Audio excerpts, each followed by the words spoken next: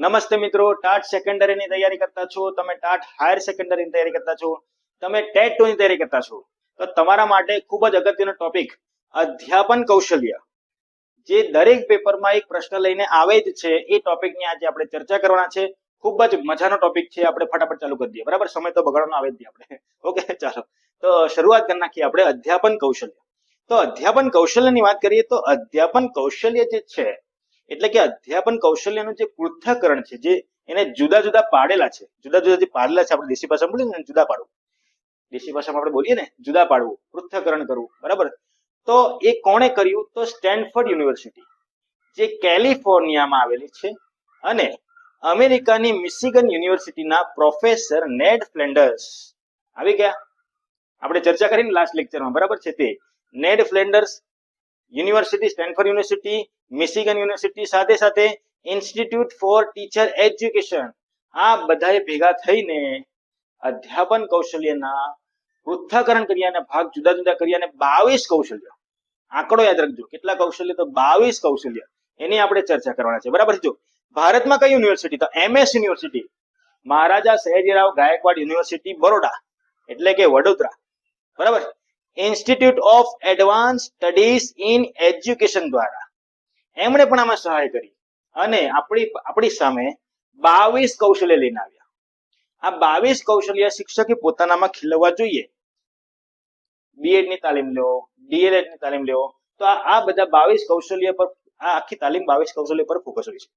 આપણે બધી નથી ભણવાની, એટલે પરીક્ષાની દ્રષ્ટિએ BEdમાં ભણો એટલે બધી કરવી પડશે, પણ જે પરીક્ષા આપવાના છે તો કયા કૌશલ્યમાંથી સૌથી વધુ પ્રશ્નો પૂછાય છે તેની આપણે ચર્ચા કરશું. ઓકે, એટલે આપણું એટલું ઓછું થઈ ગયું. જો 22 નથી ભણવાનું હોય આપણે. ઓકે, ચાલો તો સૌથી પહેલા કયું કૌશલ્ય ભણવાના? તો વિષયાભિમુખ. બરાબર, વિષયાભિમુખ કૌશલ્ય આપણે ભણવાના છે. જો વિષયાભિમુખ કૌશલ્ય, એનો પ્રશ્ન કેવો પૂછાઈ ગયો? જો એનો પ્રશ્ન અહીં નીચે લખ્યો છે, પરીક્ષામાં કેવો પ્રશ્ન પૂછાઈ ગયો? નવો મુદ્દો શીખવાનો હોય, તેના તરફ વિદ્યાર્થીઓને અભિમુખ કરવાનું હોય, તો એ કયું કૌશલ્ય છે? હવે અહીં લખી દીધું અભિમુખ કરવાનું છે, એટલે આપણને ખબર પડી જાય કયું કૌશલ્ય. તો વિષયાભિમુખ કૌશલ્ય. વિષય અભિમુખ કૌશલ્યમાં કઈ બાબત ધ્યાન આપવાની? તો પ્રશિક્ષણાર્થીઓ નવીન જ્ઞાન મેળવવા તત્પર બને. જોજો, બરાબર, નવું જ્ઞાન મેળવવા તત્પર બને. પ્રશિક્ષણાર્થીઓનું અપેક્ષિત પૂર્વ જ્ઞાન, બરાબર, ઓલરેડી એની પાસે જ્ઞાન છે, પૂર્વ જ્ઞાનની ચકાસણીને નવા જ્ઞાન સાથે અનુસંધાન સાધવાની વાત છે. ત્યારબાદ પ્રશિક્ષણાર્થીઓના પૂર્વ જ્ઞાન અને નવીન જ્ઞાન વચ્ચેના અંતરને ઘટાડવાની વાત ચાલતી છે. વર્ગ શિક્ષણને લગતા નીચેના પ્રસંગોનો અભ્યાસ કરો. બરાબર છે, ચાલો જોઈએ. ઈચ્છનીય વર્તન. હવે ઈચ્છનીય વર્તન કયા આવે અને અનિચ્છનીય વર્તન કયા આવે? આમાંથી પ્રશ્ન પૂછાય છે, નીચેનામાંથી ઈચ્છનીય વર્તન કયું છે? 4 આપી દેશે, અથવા તો નીચેનામાંથી અનિચ્છનીય વર્તન કયું છે? ક્લિયર છો કે? બરાબર, ચાલો. ઈચ્છનીય વર્તન એટલે શું? તો પ્રશ્નો દ્વારા ઈચ્છનીય વર્તન આવે, વ્યાખ્યાન, કથન, વર્ણન દ્વારા, વાર્તા દ્વારા, ઉદાહરણ આપીને, નાટ્ય કરીને, રમત ગમત દ્વારા, ગીત દ્વારા, દ્રશ્ય શ્રાવ્ય સાધનો દ્વારા, આ બધું ઈચ્છીય વર્તન છે. આપણી ઈચ્છા છે, ઈચ્છીય વર્તન. અનિચ્છીય વર્તન એટલે શું? કૃત્રિમ રીતે મથાળું કરાવવું, ભાઈ, સાતત્યતા ભંગ થાય તેવું વર્તન કરવું. પેલું નથી ઉદાહરણ, પાણીનું ટીપું પાડે અને કે આ પાણીનું શું પડ્યું? તો બધા એમ કે ટીપું. સારું, તો ચાલો આપણે ટીપુ સુલતાન વિશે ભણીએ. સમજ પડી મારી વાત શું કહેવા માંગુ તે? ક્લિયર છો? આમ ગમે તેમ ખિસ્સામાંથી કાઢીને ચાલુ કરી નાખે પાઠ ચલાવવાનું, તો એ કેવા વર્તનમાં આવે? અનિચ્છનીય વર્તનમાં આવે. બરાબર છે, લખ્યું જ જો, કૃત્રિમ રીતે મથાળું કરાવવું. બરાબર છે, અથવા તો સાતત્ય ભંગ થાય તેવું વર્તન કરવું. 2 યાદ રાખવાના, અનિચ્છીય વર્તન. બાકીના ઈચ્છીય વર્તન એટલે શું? જે સારી રીતે પાઠ પર પહોંચે, તમારા વિષય વસ્તુ પર પહોંચે એમ. ઓકે, ક્લિયર છો? વિષયાભિમુખ કૌશલ્ય. Okay, done. ચલો, આમાંથી કયા પ્રશ્ન પૂછાય તેની આપણે ચર્ચા કરી નાખી. હવે આપણે બીજું કૌશલ્ય પકડીએ. આપણે ઘણા ઓછા કૌશલ્ય જોવાના છે, બધા નથી જોવાના, 22 નથી જોવાના. બરાબર, ચાલો. સુધડકો, વેરી વેરી વેરી મોસ્ટ એમ્પી. બરાબર, સુધડકો એટલે શું?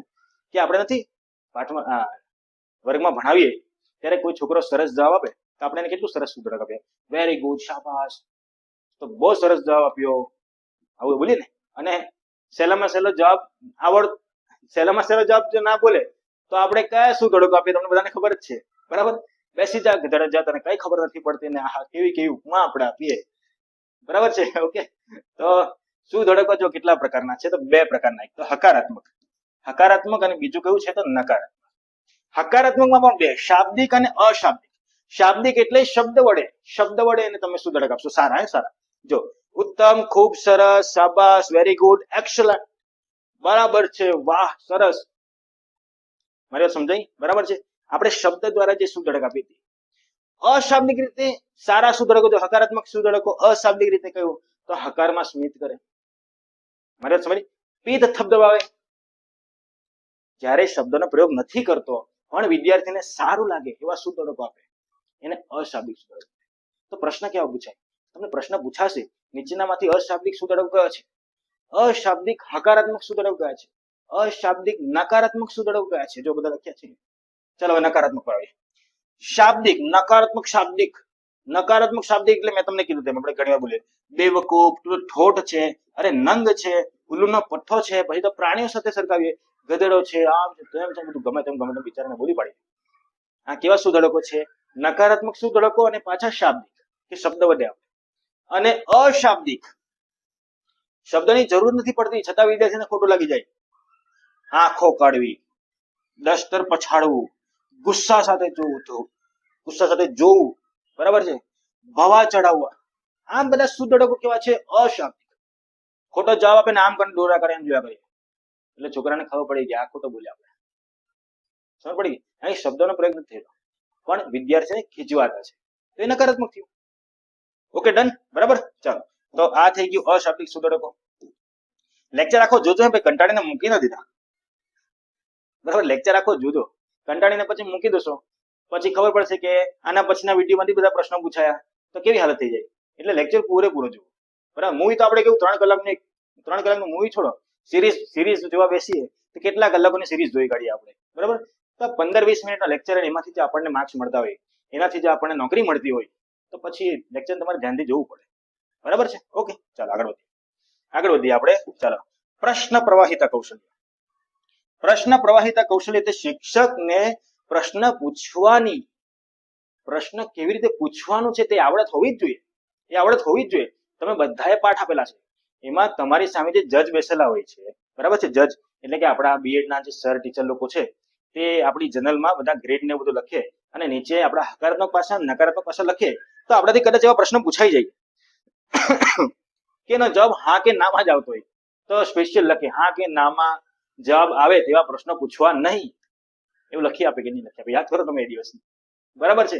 તો એની વાત છે કે તમને પ્રશ્ન પૂછતા આવડવું જોઈએ. શિક્ષકને પ્રશ્ન પૂછતા આવડવું જોઈએ. પ્રશ્ન પૂછીને એના પાસે જવાબ બોલાવડાવવા જોઈએ. બરાબર છે? એટલે કે પ્રશ્ન પ્રવાહિતા કૌશલ્ય એની વાત આપણે કરવાની છે. આપણે ડાયરેક્ટ નેક્સ્ટ પેજ પર જ જઈએ. બરાબર, નેક્સ્ટ પેજ પર જ જઈએ, એમાં વધારે સારી રીતે સમજાવેલું છે અને આ પેજ પણ વાંચી કાઢજો. ઓકે, ચાલો, તો નેક્સ્ટ પેજ પર જઈએ.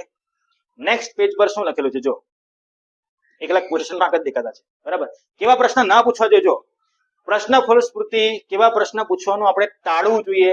તો હા કે ના એ પ્રકારના પ્રશ્નો ટાળવા જોઈએ. સૂચનશીલ પ્રશ્નો ટાળવા જોઈએ. અટકળ પોષક પ્રશ્નો ટાળવા જોઈએ. સમર્થન પ્રશ્નો, પડઘા પ્રશ્ન, કઠિન અને અસ્પષ્ટ પ્રશ્નો, આ બધું આપણે ટાળવું જોઈએ. તે મોડે કરી નાખજો. કેવા પૂછવા જોઈએ તો ઓટોમેટિક તમને આવડી જશે.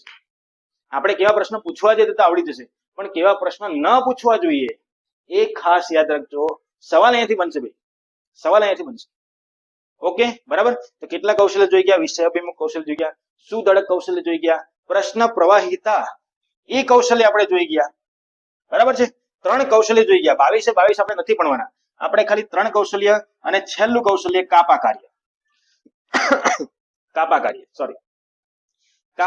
વાત કરીએ. કાપા કાર્યમાં કઈ વસ્તુ ધ્યાન આપવું જોઈએ આપણે? તો હસ્તાક્ષરની સુવાચ્યતા, પ્રત્યેક અક્ષર સ્પષ્ટ અને ભેદક હોવો જોઈએ. 2 અક્ષરો વચ્ચે યોગ્ય અંતર જાળવવું જોઈએ. 2 શબ્દો વચ્ચે યોગ્ય અંતર જાળવવાનું. અક્ષરોનું કદ દૂરથી વાંચી શકાય તેટલું રાખવું જોઈએ. પ્રશ્નો કેવી રીતે પૂછાય ભાઈ? પ્રશ્ન વિધાન સ્વરૂપે પૂછાશે. કાપા કાર્ય કૌશલ્ય માટે નીચેનામાંથી કયું વિધાન બંધ બેસતું નથી? આ 4 વિધાન છે ને, આમાંથી એક બીજું વિધાન વચ્ચે નાખી દેશે, 3 વિધાન સાચા પૂછી કાઢશે. આવા જ પ્રશ્નો પૂછાતા છે આપણને. ઓકે, ચાલો, એવી રીતે સ્વચ્છતા, કાપા પરનું લખાણ સ્વચ્છ થાય તેની કાળજી લેવી જોઈએ. લખાણ સીધી લીટીમાં લખવું જોઈએ. પહેલી વાર આપણે પાઠ આપવા ગયેલા તો આપણું લખાણ જોજો. શરૂઆત અહીંયાથી કરે તો લખાણ ક્યાં હતો? અમુક તો ઉપર જતું રહેશે, અમુકનું નીચે જતું રહેશે, અમુકનું દરિયાઈ લહેર જેવું. બરાબર, આ રીતે ઊંચું નીચું દરિયાઈ લહેર જેવું થાય. હા, પછી પ્રેક્ટિસ કરીએ એટલે આવડી જાય, પણ એવું ના હોવું જોઈએ. બરાબર છે? ચાલો, લીટીઓ વચ્ચે અંતર જાળવવું જોઈએ, અક્ષર ઉપર અક્ષર લખાઈ ન જાય તેનો ખ્યાલ રાખવો જોઈએ, ચર્ચા સંબંધિત બાબતો જ લખવી જોઈએ, મહત્વના મુદ્દાઓ જ લખાવવા જોઈએ. પછી આખો પાઠ્ય ભર્યા જ કરો તો છોકરો કંટાળી જશે. બરાબર, એટલે કાપા કાર્યમાં કઈ કઈ બાબત ધ્યાન રાખવાની ને તેની ચર્ચા આપણે કરતા છે કાપા કાર્યમાં.